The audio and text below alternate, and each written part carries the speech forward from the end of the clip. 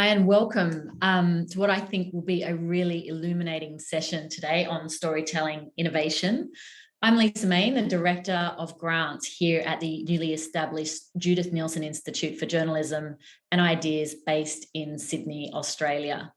I'd like to acknowledge the traditional owners of the lands on which I'm coming from today, the Gadigal peoples of the Eora Nation, and give my deepest gratitude for the 60,000 years of storytelling legacy from our First Nations communities. It's quite a gift. And I'd like to extend a really warm welcome to all of you joining us from all over the world here today. I'm also absolutely delighted to be joined by a super impressive panel of journalists who are out on the frontiers, demonstrating what's possible when you apply your imagination, rigor, and craft skills to the practice of investigative journalism. But before we kick off, just a couple of quick housekeeping messages. The session today will be 90 minutes in duration, and that includes audience questions. We'll start the session off hearing from each of the three panelists, followed by a discussion between the panelists, and we'll include some audience questions there.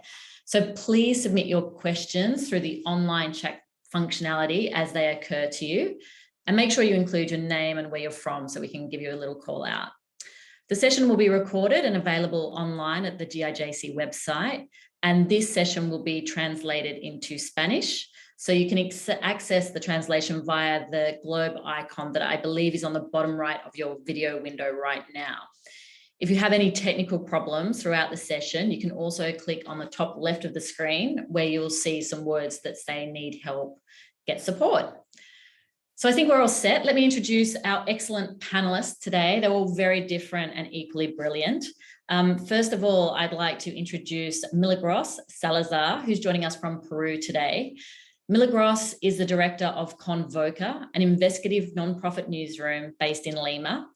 And because that doesn't keep her busy enough, she's also the coordinator of Lava Jato, a cross-border investigative journalism project with 20 journalists from 11 countries across South America and Africa. And as a reporter, Milagros is specialised in politics and environmental conflicts. We then are joined by Ian Urbina, who is the director of the Outlaw Ocean Project, a non-profit journalism organisation based in Washington, DC, that focuses on the environmental and human rights concerns at sea globally. Jenna Welsh from StoryWorks is also with us here today. Jenna is the founder and creator of StoryWorks, which is a documentary theatre company that transforms investigative journalism into theatre and audio dramas. Jenna is also a contributing producer of Reveal, which is the Peabody Award-winning podcast. So thank you for joining us, everybody, to my panelists. But Ian, if I can kind of come directly to you, and I think I can see you on the screen somewhere, but hopefully very soon. There you are, brilliant. Ian's coming to us today, I think from Washington, DC or New York? Washington. Wonderful. Thanks for staying up with us. So do you want to maybe kind of kick off for us? Tell us a little bit about the Ocean Outlaw Project, how you got it started, and then we'll jump into some questions. Sure. So I was on staff for 17 years at the New York Times on the investigative squad there, and began working on a series called the Outlaw Ocean, which, as you mentioned, was an exploration of human rights, labor, and environmental concerns at sea. The topic captured me, intellectually, and I was struck by, on the one hand, the number of stories out there to be told, and on the other hand, the lack of reporting happening out on the ocean. And so I left the Times and created a nonprofit journalism organization, somewhat akin to an organization called ProPublica in the US.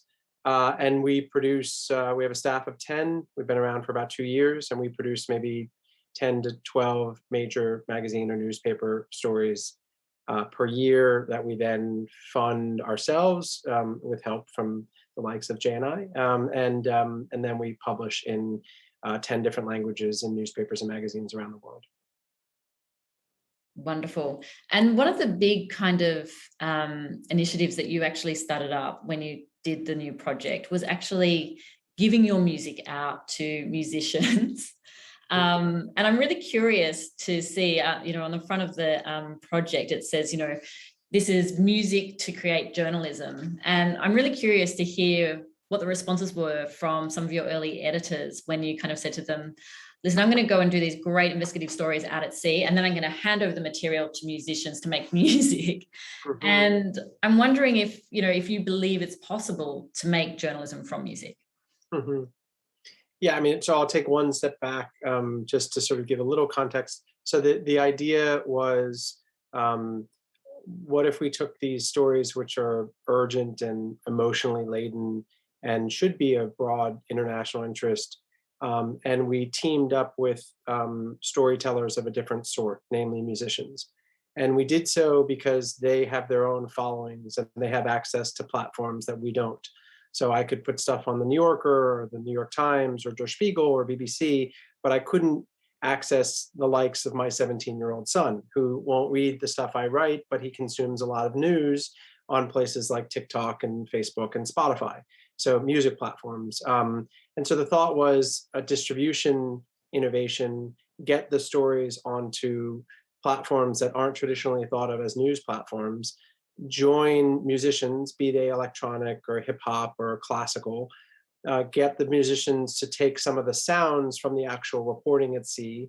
So this is sounds that are stripped from video footage of these stories, and make a 5-track album that we then pair with the imagery from the stories and disseminate on these alternate platforms. And it's just sort of a creative way to give the journalism another life and access a different sort of audience in a different sort of way.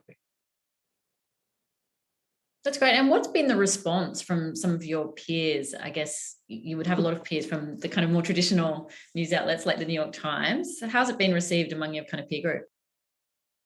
Well, I mean, my peers, meaning my former bosses, the response was quizzical and confused. Kind of like, what an odd thing to do. Um, the response from, I think, other journalists and readers and editors at other venues has been, now that we're 2 years in, we thought we would sign 5 musicians if we got lucky. We now have over 500 musicians from 60 countries and 90 million listeners. So we're a proven concept and we have a huge audience. And again, many of the listeners listen to the music and get curious. On average, 2 to 3 per 10 listeners click over from the music to the story. And so, that's when you're talking about 90 million, that's a, 2 out of every 10 of that number is still a big amount of readers that probably wouldn't have read the story otherwise in a traditional news outlet. So the response has been good. It is odd and it confuses folks, especially legacy outlet editors, who are not used to taking their content and transforming it in this way and pairing with artists, much less musicians. But once they see how it works and that it works, they, seem supportive. That's great. And what are you learning from these new audiences that you're reaching through the music project? Have you learned, how they are engaging with journalism, but perhaps in kind of very different ways? Yeah, I mean, I've learned a bunch of things. One, that we in the writing profession or photographers or videographers are used to delivering our product, our story through the eyes and up to the head. And again, I think podcast folks already knew this, but delivering your product through the ears and down to the heart, sort of a more visceral path to getting at people, moving them emotionally perhaps first, and then relying on those emotions to stoke their curiosity so they go find out, why is this called sea slavery, or why is this song have that strange sound into it? And then they, on their own accord, with their own agency, come and read the story. That's a really effective way to get at people rather than trying to approach them sort of in the traditional, kind of, please read my story, come to my website sort of way. So I think that's one thing. I think the other thing is we in journalism are used to working just with journalists and being a bit more daring and working with artists of different sorts and trusting that they'll respect often the nuances of the stories as they convert it into their own voice, is a risk worth taking. It's an existential risk that I think we in journalism need to take. We need to partner if we're going to survive. And I think the project has proven the returns on that. That's great. And tell me a little bit about how your editorial process might have evolved from moving outside of the New York Times into this kind of much more ambitious, kind of multi-dimensional reporting project. What's shifted in terms of how you begin a story and then kind of go out into the field, collect it? Do you have the different kind of platforms in mind as you're kind of going out to do the story, or does that all happen later? Well, I mean, a couple of things that we do differently that sort of break the rules of traditional journalism. One, we reject the intellectual property exclusivity model, and that's a big, daring, scary thing to do. So when we approach the New Yorker, the New York Times, or BBC, we say, hey, look, you're not going to own this. We'll give it to you for free because we have philanthropic funding and we paid for it all ourselves. You can't lock it down and only your readers get to read it.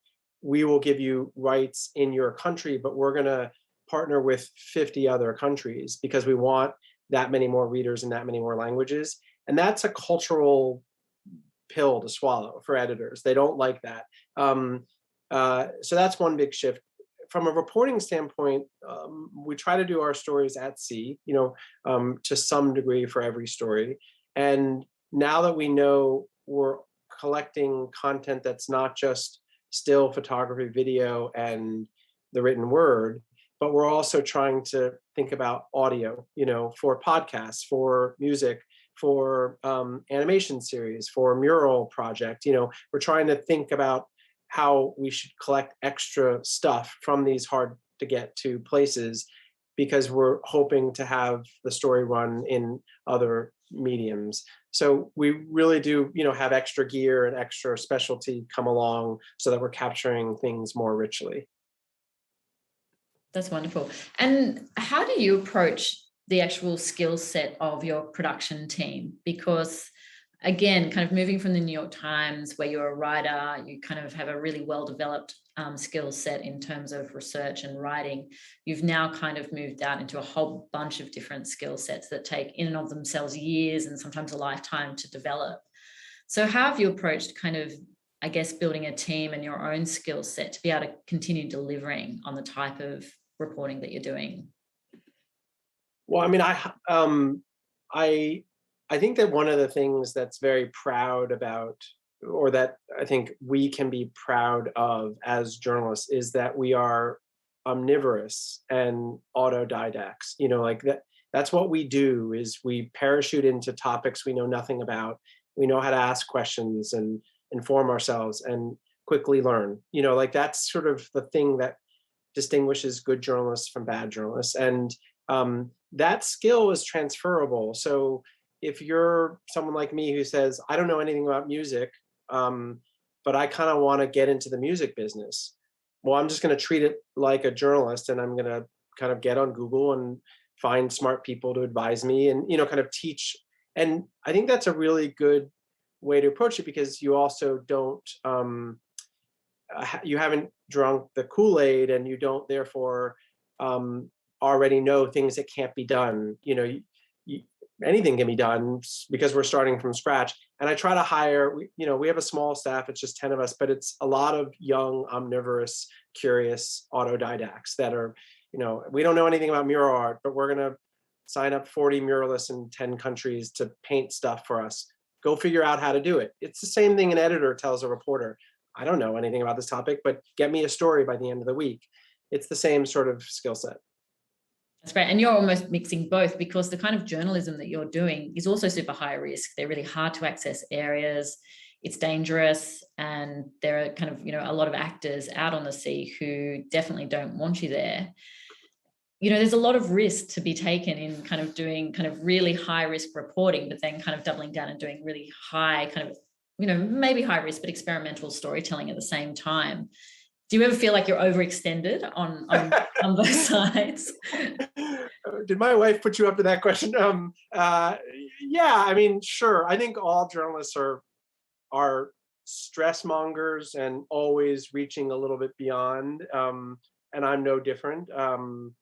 And yes, I think that we're right on the edge always of taking on a little too much.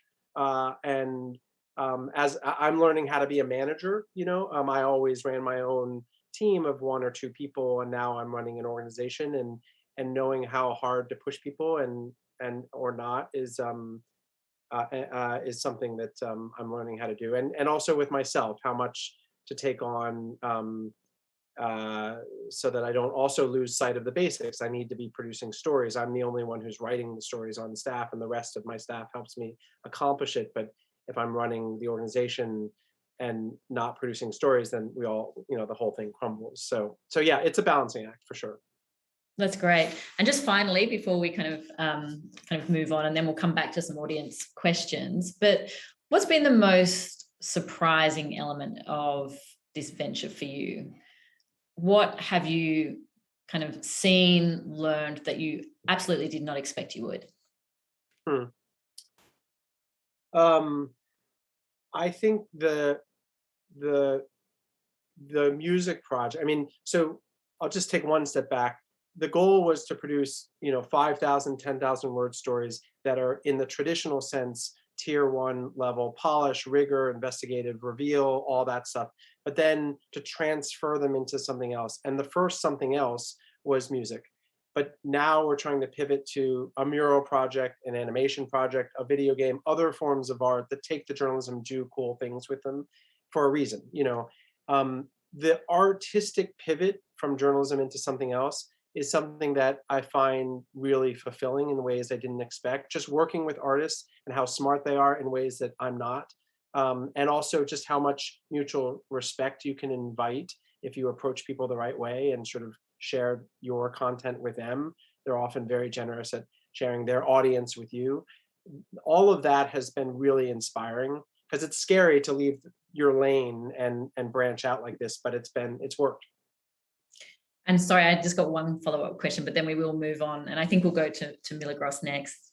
But when you are kind of moving outside of your lane, at what point do you kind of really have to think through what cannot be lost in the journalism? So, taking one of your kind of really kind of long read pieces that you see in the New Yorker and then applying that to a video game, how do you make decisions around, what gets left behind and, what's sufficient enough to be able to ensure that this video game constitutes a piece of journalism? Well, that is a work in progress, but it's exactly the right question. It's a dangerous journalistic thing. So, for example, when it comes to the music, we made a decision early on that we do not allow musicians to touch the footage, period, because we don't want to relinquish journalistic control over the nuances that you're referring to and end up tipping into misery porn, and sort of commercialize suffering. And so that was a firewall. We'll take the music and then we'll handle the footage, but we don't let any musicians handle the footage. And that's just one example of many where we've tried to make a call and figure out where the line should be.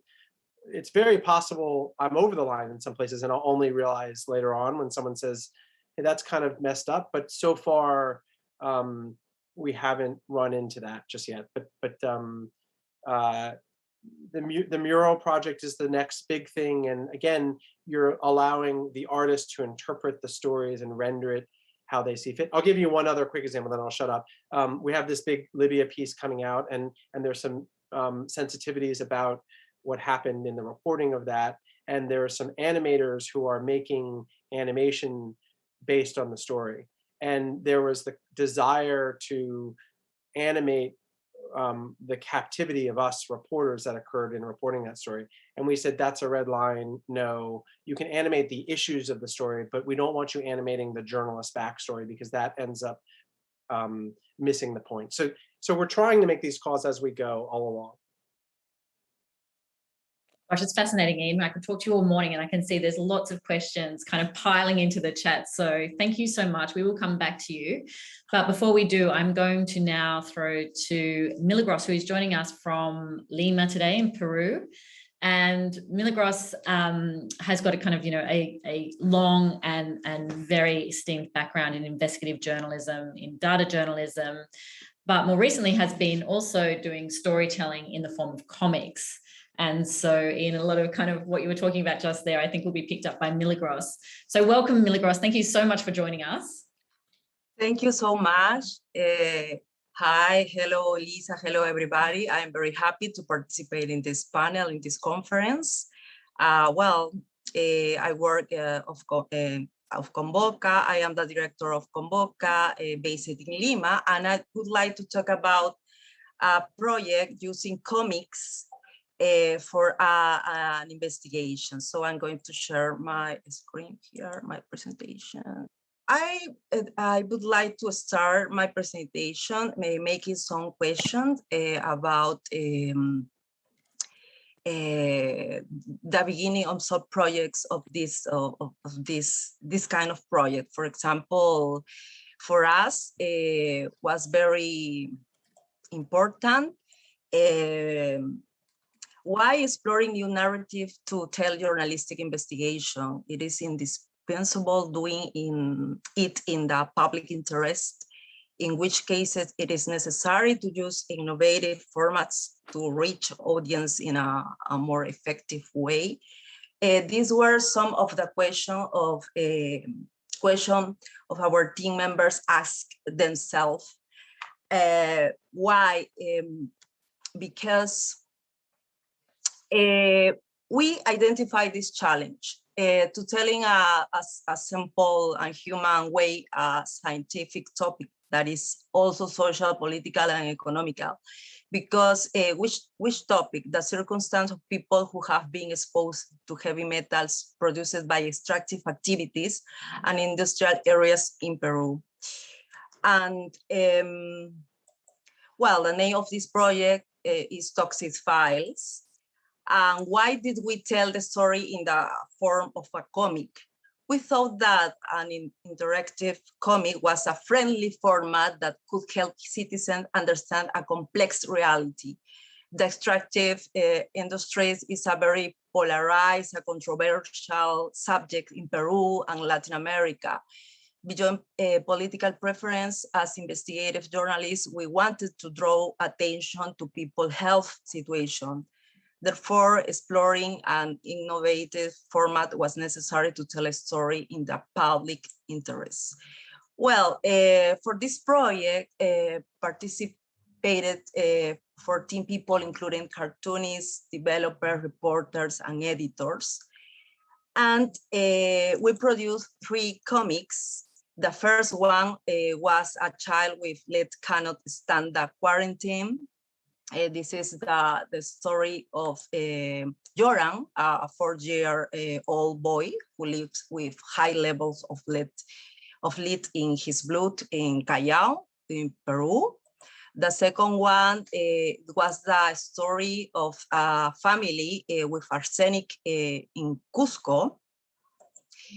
The Cana-Quispe family who live near a mining project of the multinational Glencore in Cusco. And the third story is kids living with petroleum. And in this story shows the impact on the health of the children of the Nazareth community of the Awahu indigenous people located in the Amazon region.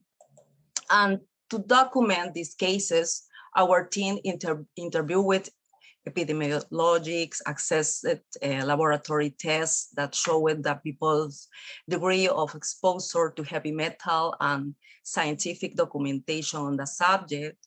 Also, we interviewed with affected population. We traveled to these places, build databases with relevant information, and how did we do it? Which methodology? Well, The journalistic investigation was carried out in advance with journalists, data analysts, editors, with the collaboration of toxicologists and other experts. When we finished the investigation, journalists, editors, developers, cartoonists identified the stories that could be told in the form a comic. But first was the investigation. Then we identified some stories to tell this story in comic way. So a journalist, an editor, and a cartoonist were in a charge of writing the script of each comic. So we had different teams for each story. Editors, cartoonists, and developers come together to define the most adequate technology for the comic, because the comic needs to load quickly, so technology must guarantee speed. The comic needs to adapt very well to the PC and the cell phone, so it's very important to identify which technology we need to tell the story and in this format. And well, when we finished the first comic draft, the journalist editor present the comic for review and approval of the general editor. And it's important, the comic was launched on our social media platform with the affected people featured in our story, along with the toxicology, journalists, developers, and cartoonists participated in this transmission. And some recommendation, I think that it's important to include journalists and editors who can tell stories. The rigorosity and quality of information must be also maintained when telling an investigation in any format to tell a story. It's important that someone in the team has a comprehensive look of the process and the project. This person could be the general editor or investigative journalist.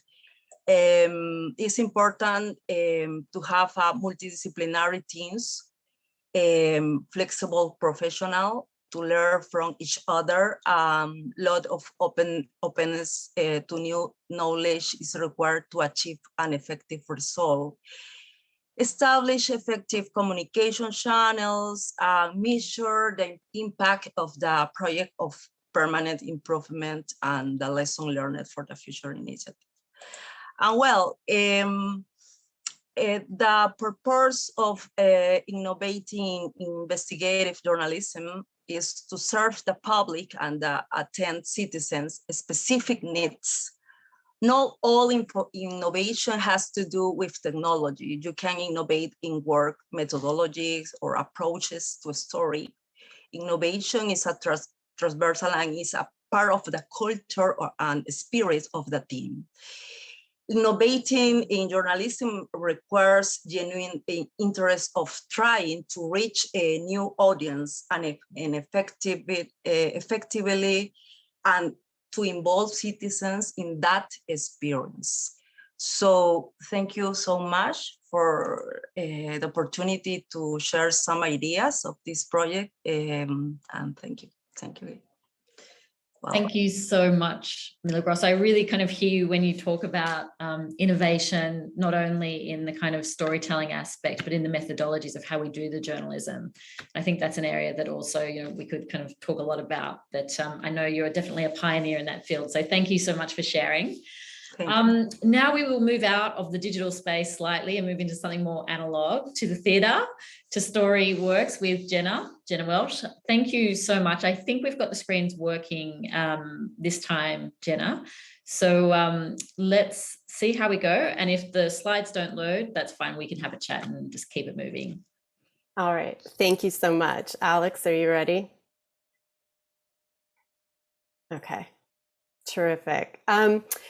So thank you, Lisa. Thank you, Global Investigative Journalism Network, for inviting me here to share my work, and to Ian and Milagros, who are fabulous and inspiring artists, journalists. I think, well, StoryWorks, I founded StoryWorks in 2013. And since then, we have created over 14 plays and partnered with probably a dozen newsrooms across the United States.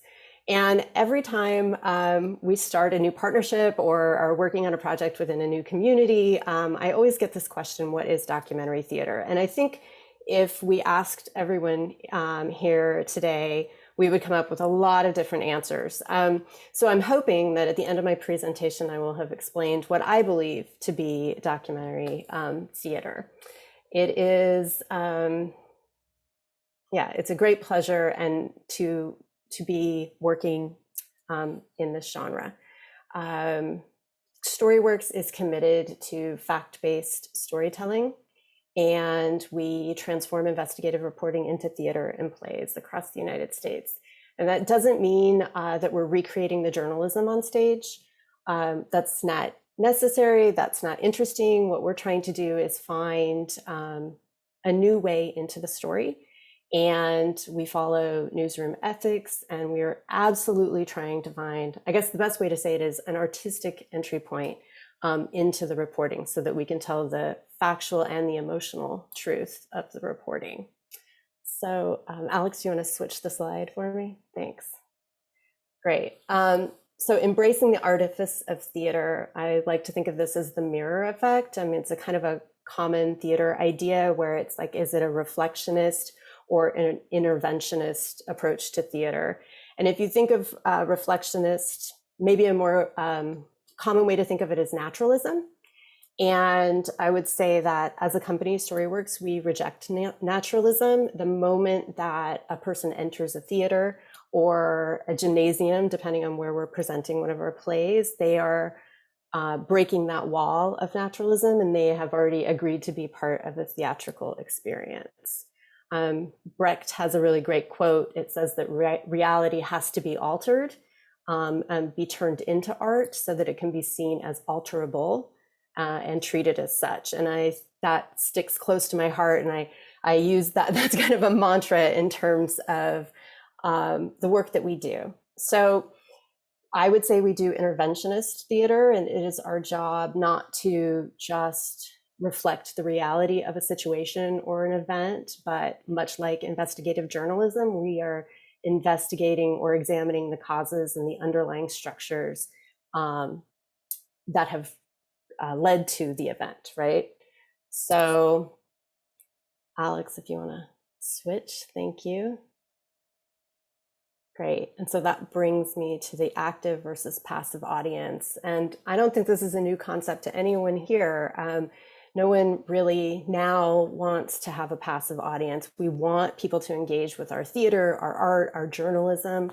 Engagement is really important. I mean, we have entire departments of newsrooms devoted to engagement. And so I think of engagement as not just placing conflict on stage, or engagement in the world of the theater, right? Because we'll talk about engagement with community in a little bit, but it's not just putting the conflict onto the stage and then resolving it, or a conflict peak and then conflict resolution, right? And the audience leaves with this feeling of they've seen a fully realized emotional and arc with a problem that is solved, right? In journalism, we know that we're not solving problems. We are identifying problems and what has created those problems, and there may be pathways to a solution that are represented in the reporting, but what we're doing is engaging the audience to enter into critical dialogue with the action or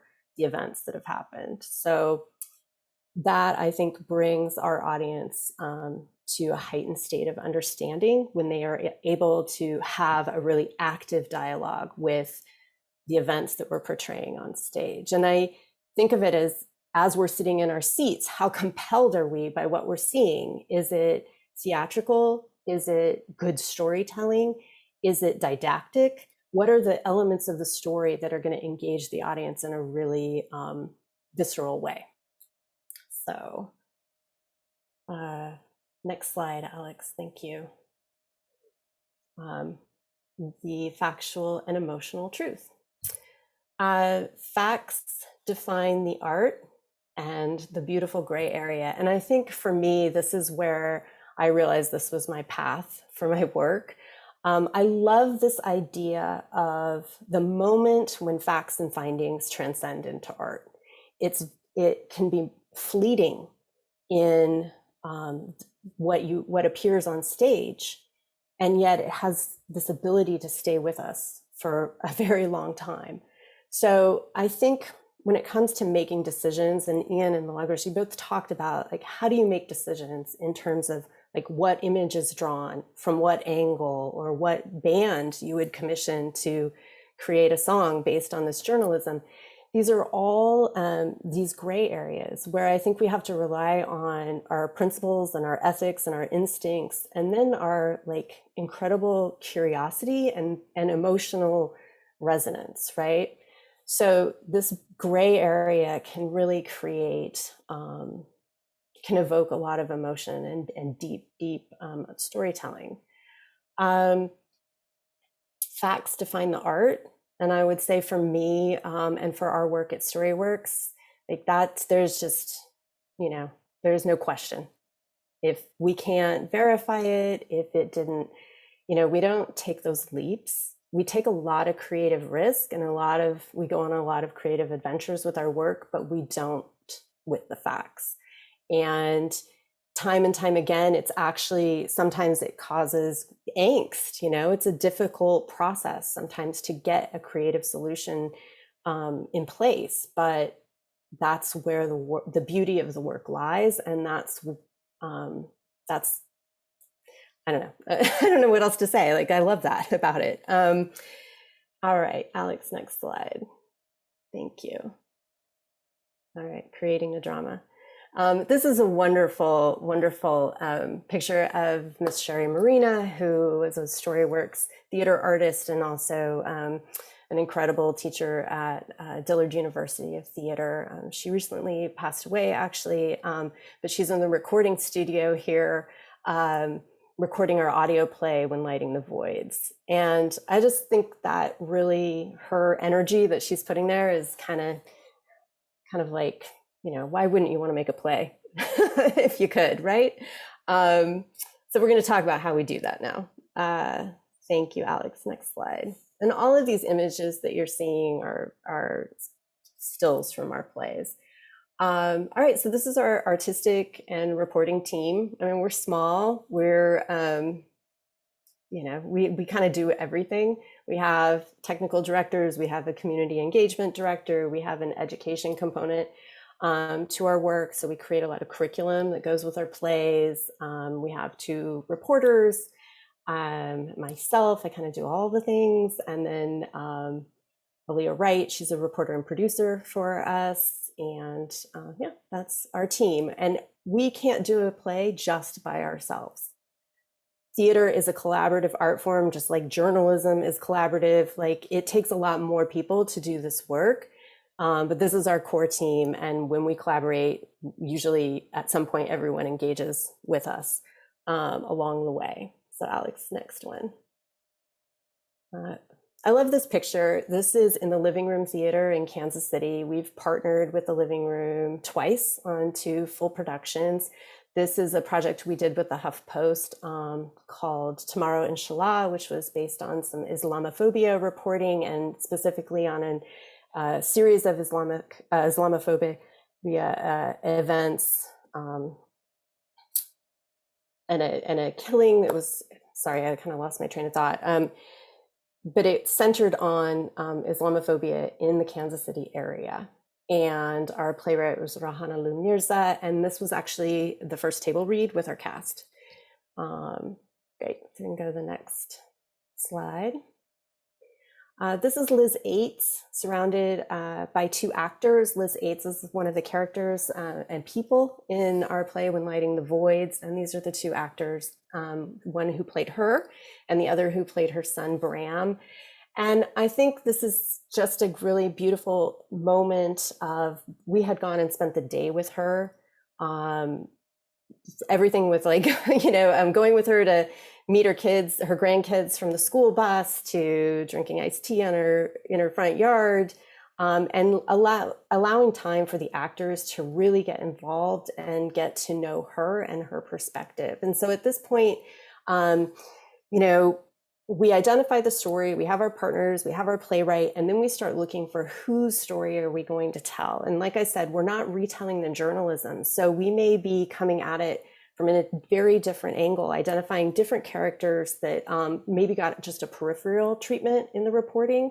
And so this is just like a really beautiful part of our process. And we bring, as we start to identify the characters and the people, and they sign up and get on board, they say, yes, you can make a play about me.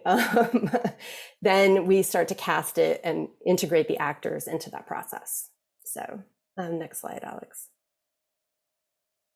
This is great, finding the plot. And I love this picture because it's the swamp boat. And anybody who has looked at someone else's investigative reporting and then you get all of the information, you're like trying to find your way through the story, and it does feel a bit like a swamp. And so it's really about distilling it down into a theatrical story that we know that we can tell, that we have access to people and documents and all the things that we need. And then we try to find our way through that swamp into a unique version of the story. Next slide, please. Yeah, so additional reporting and research. There's a tremendous amount of additional reporting and research that we do. I have yet to find a play, have yet to work on a play that we haven't had to go and do follow-up reporting and new reporting on. That's part of the process. We love it. In this image, I love this story. That's Santa Claus. He actually appears in When Lighting the Voids as a character. He appears, I think, 3 or 4 times. Many of you have been probably looking at this and like, how is that possible? Did you check Nexus Lexis? Like, there's no way that Santa Claus exists. And I'm not going to disagree with you, but I will say, for the character who Santa Claus is talking to in the play time and time again, he did exist. He very much exists. Bram Yates believed that he met Santa Claus when he was hospitalized in a medically induced coma over the Christmas holiday, recovering from an explosion that he was in on a shipyard, in a shipyard. And he will tell anyone who asked him, the best thing that came out of that experience was that he got to meet Santa Claus. And so for us, we brought Santa Claus into the story, and he was able to have conversations with Santa Claus that really demonstrated his emotional arc. These were all things that he had told us, that he had told Jen Gollin, the reporter, that he had told his mother and his family, but we were able to allow him to talk to Santa Claus about it, which was really quite beautiful. All right, Alex, we can go one more slide. Okay, and writing the play. So writing the play is of course so fun, and there's a lot of stages to it. But I would say that first and foremost is the journalists and the editorial team. They've been a huge part of the background and understanding where we're at and what the story is going to be and where we're going. And then when it comes time to write the play, we allow the playwright to go and just ruminate on all of that and write the script. And we are in communication if they have questions, if they need facts checked, any of those things, like, we're there and we're available and we facilitate that. And I'm usually checking in with the playwright pretty regularly. But the great thing about that is that they just get to do their thing. We don't actually share out the script with the editors or journalists in advance until we have everyone assembled for a first read. And we bring actors into that process. And if they may not be the actors that play through the whole project, but they're there to facilitate the first reading. And I find that to be incredibly important. It took me a couple of tries at this to understand why. But if you can imagine getting a script, you've been an editor on the project or a journalist on the project, your first inclination is going to be go through and fact check and line edit and all these things. And that kind of diminishes a little bit of the artistic process. And honestly, like, it's a craft to be able to read a script off the page and to understand how it would be brought to life, right? And what I found is the most successful experience I can give the playwright and the editorial team is to have the actors be the intermediary and speak the words of the play, and for everyone to just listen and take notes. And then we do copious amounts of script reviews and I think there've been 18 drafts of certain plays, especially if they're scientific, highly regulatory, maybe not so easily digested information, which is probably a good thing to make a play out of. But so that's part of that process. And I would say and then of course we go through legal reviews as well. All right, Alex, next slide. Thank you. What we got? Editorial standards. So this is a great photo of a project we did with the Arizona Daily Star. And it was about the foster care system and the failing foster care system in Arizona. The partners actually on it were the Solutions Journalism Network as well. And this was really great. This is just indicative of the editor and playwright in conversation over Zoom, because we did it during the pandemic. But the artist-journalist relationship, I think Ian spoke to this, we have a lot in common. We approach problems and we have critical thinking skills that are very aligned. And so originally when I would talk about this, they say, wow, making art with journalism, I don't see it. How could that be? But really what I think is great about it is that we're all searching for the truth, the facts, the truth. And I think we're at time, so I'm going to stop. Thank you so much. Is that a good spot? Okay, thank you. We'll come back to some of these thoughts. I think, Yeah. What's been so great about kind of all of your presentations is that each of you are kind of finding an artistic entry point for new audiences to journalism. And I just wanted to ask kind of a slightly controversial question, but in doing so, and I'll get a response from each panelist, and then we'll kind of start to kick into some audience questions. But in kind of doing so and kind of branching out on these kind of higher risk ventures that you've all taken, is there an acknowledgement that the kind of current form of journalism in its formats are tired, and perhaps that model is broken? Jenna, I'll get a quick response from you, and then I'll go to Ian and Milagros. I don't think I want to say that if the model is broken or not, but what I would say is that we're able to exist and make this work for a reason. And I think that these ideas of finding this creative solution to telling these stories, maybe we've always been trying to be innovative and iterate on these ideas, but I do feel like people are really excited to try these things, and newsrooms are excited to try this, and editors and journalists, and I think they find it very fulfilling. Ian? Tell me the question again, just so I make sure I'm on the right page.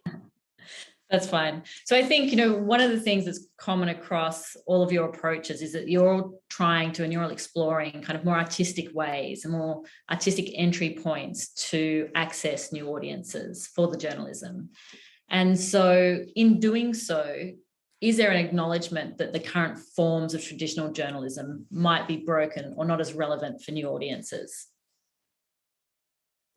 Yeah, I mean, I guess what I would say is I think of journalism a traditional news outlet like the New York Times is a factory, and the product we produce are stories, right? I think what's not broken in journalism and what is really amazing across the profession is the innovation and creativity in the making of the product. So that the products coming out of newsrooms and websites and everything are amazing. What I think is pretty broken is the distribution of the product. And this is where I think art is really interesting, in that you can convert the product, but you also can distribute it in really odd new ways. And I think if you think about the journalism in that bifurcated way, in these two stages, the big gap, at least in legacy outlets, is we're not getting to young people, and we're not getting to diverse enough people, be they geographically diverse, economically diverse, even politically diverse. The sort of echo chamber that we saw in my country before is at the core of the delivery system, I think. So I think trying to think about new ways of getting the product out to young people globally in other languages, with different backgrounds, is really where we need to focus our attention. I think there's already lots of neat stuff happening in how we package stories and how we tell them and how we go about reporting them. Great, thanks. And Milagros? Well, we explore with the comic. Could be a traditional way also to tell a story, not is like produce like a theater or other format. But I think it's important to try to approach some kinds of problems or complex problems to the citizens in a creative way, and it's important for the team, for journalists, and different professional to work on that, thinking that it's very important to explore a different way to tell a story, to approach this reality to citizens, and try to be open to learn other way to tell a story, because all of us, it's a new knowledge. Not only is the information, I think it's very important to try other way to approach this reality to new audience, and also because in this moment in journalism, investigative journalism is not only to reveal information, it's also to how you connect people, how you connect citizens with a reality. Because if it's a social objective, so what is your objective? Is just to tell some findings for you and your editor, or you need to move people to learn other reality and connect people of the Amazon and people with the citizen, people who live in Lima and who live in Europe, the United States? What do you want to do with this project? That's great. That's great. I love the connection. I'm just going to throw to some audience questions now, and I might kick off this one and direct this one to you, Ian, but it's from Jenny from Al Jazeera. And she asked, what sorts of feedback do you get from the people you report on with these sorts of projects? Do they understand your vision and what you're trying to achieve? So that question is in relation to the people you're reporting on. I mean, much of my reporting is never seen by the people I'm reporting on, truth be told, because largely, the 50 million people work at sea, we're not, reporting on Maersk, deckhands. We're reporting on Cambodian trafficked, 17-year-olds on Thai fishing vessels. They're not reading the New York Times or listening to Spotify. So if we're honest here, I haven't broken through that far. At the same time, we're nonetheless striking relationships with, major publications in Malaysia and Thailand and the very, Indonesia. And so we're finding ways to get these stories into the major publications in the nations that are producing the very people that we're writing about.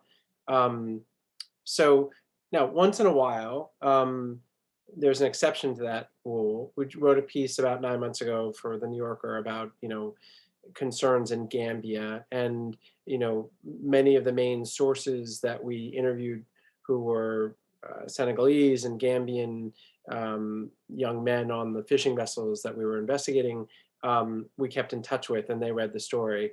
And I think that they were very moved. And what's funny is, in the case of that story, we recruited a rapper, the biggest rapper in Gambia, to create an album based on the issues in the story.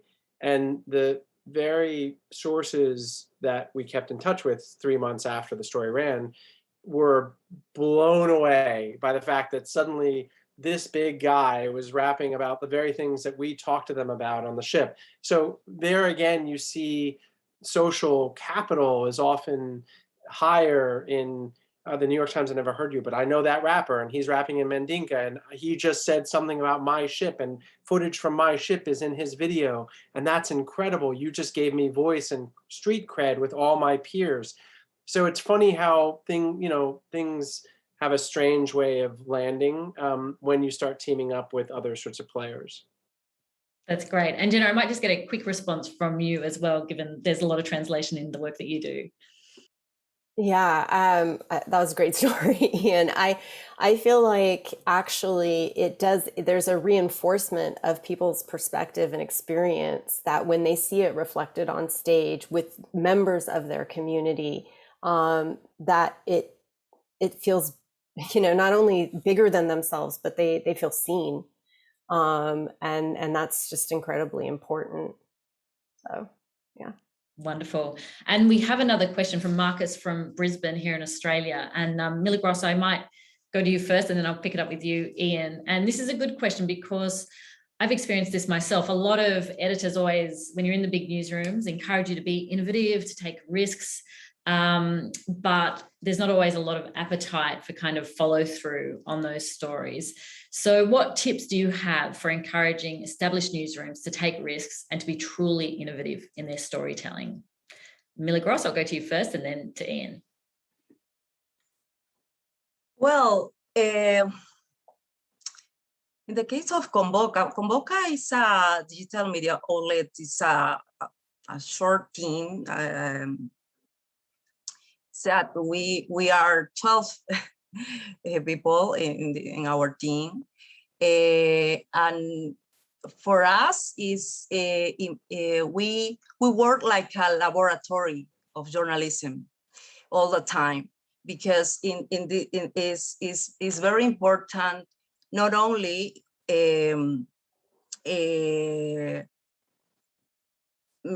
produce an excellent and a good investigative journalism. Also, it's important to explore new ways to tell a strong story, to reach more audience and try to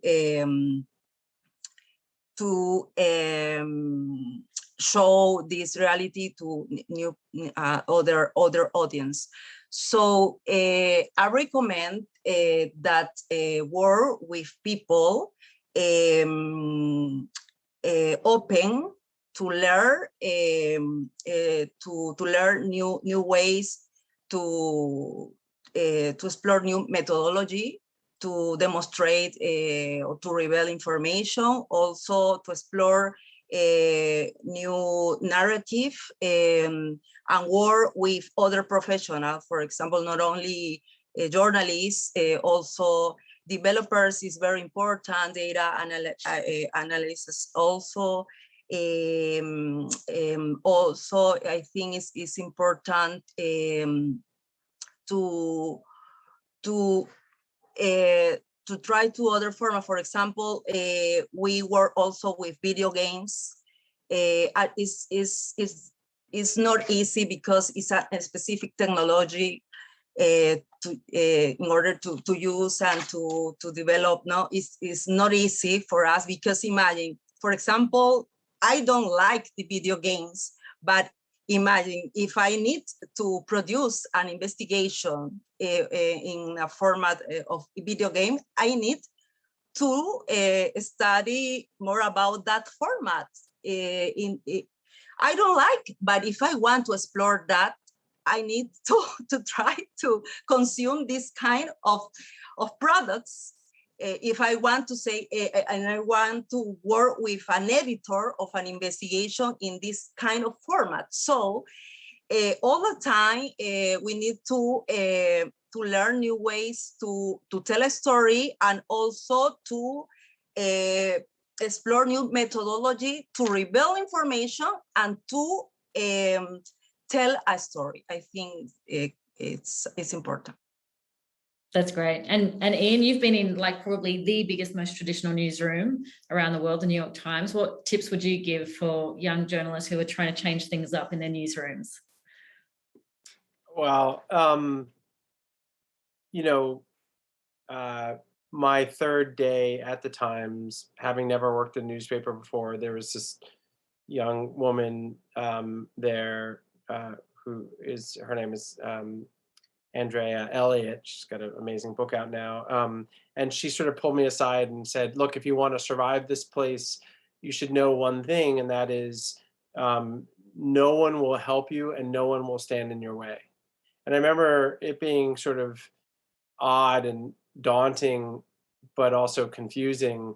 And it was probably the most useful thing that was ever said to me, because in some ways it encouraged me to take ownership and license and risk, to try things, to sort of pursue a habit of seek forgiveness, not permission, and that's risky, and you can get fired and you can make big mistakes.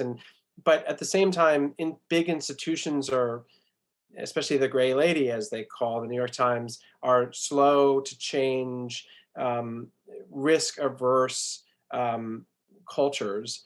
So I would say, number one, if no one will help you, but also no one will stand in your way, that means think of daring things and then build them yourself. And then once it's all built, you don't pull the trigger, but you go to your editor and say, hey, I've got this cool idea. I want to put a question in English language college newspapers around the world that's tied to this magazine story we're going to run, so that when it runs, these newspapers in huge, venues with young people reading them on campuses in India and Australia and Canada and the US will all have on their website this question that engages them about the story. And I think we might get incredible viral response. And I've already reached out to all the editors at these 25 huge college papers, and they said they're game. So it's really not a heavy lift for you. Are you okay with that? Sort of make it a finished package and argue why it will benefit the institution, and it's not that scary, and there's not a whole lot of work, and you've already done it anyway. I think that's the key. Whatever is the daring idea, build it till it's almost all done, and then bring it to your editor. Don't ask on the front end when they don't really even get the idea and it sounds like a lot of work and it's going to distract you from the things they need you to be doing. Just build the whole thing, and then before you open it up for business, go convince them to give you license. Great, thank you. And I've got a question here from Ahmed, which I'll do a quick response from each of you. What do you think of interactive documentaries? Jenna, I'll get a quick response from you, and then I'll move to Milagros and Ian. Oh, I love it. I think there's so much possibility there. I mean, we worked on an augmented reality doc, and using all of the audio footage we did for our audio play, and that was amazing to see how people engaged and figured out the story, and I thought it was fantastic. Great. And Milagros, interactive documentaries, what do you think? Well, I agree with Jenna because it's documentary, I think, is very similar to investigation, a strong investigation. It's a kind of investigation. It's not, I think it's not a very, is closer to this kind of format. So I think it's an interesting way to tell a story, and I love it also, and I agree with Jenna in that. Great. Ian, are we going to see an Outlaw interactive documentary next? I like the concept. I worry about how many people can benefit and use it, and whether the amount of resources that go into creating it pay off for the amount of people that enjoy it. I think it's like really amazing, and a select few can really consume it, but the bang for your buck is not something that I've been convinced by. So I haven't leaned into it much. I prefer some other crazy ideas for now. Great, that's wonderful. Well, I think we are pretty much out of time now. So I wanted to thank each of you, Jenna, Ian, and Milagros, for taking the time to spend with us. I'm sure we'll all be following your work in the kind of coming weeks and months. And I wanted to also just give a big thanks to everybody who joined us here today from all parts of the globe, and also for your fantastic questions. My institute, J&I, is also very much looking forward to hosting this conference in Sydney next year. So hopefully we will see you here in person, COVID permitting. And this will be the first time the conference is held in the Asia Pacific. So in the meantime, check out our new podcast. It's Journal. I'm going to give a quick plug for it. It's covering many of the issues that we're discussing here in this conference, and it's also hosted by former BBC correspondent Nick Bryant. So thanks again for joining us. We really hope that you kind of take this, go out there and take some risks in your newsrooms with some of the great insights that this wonderful panel has given us today. Thank you.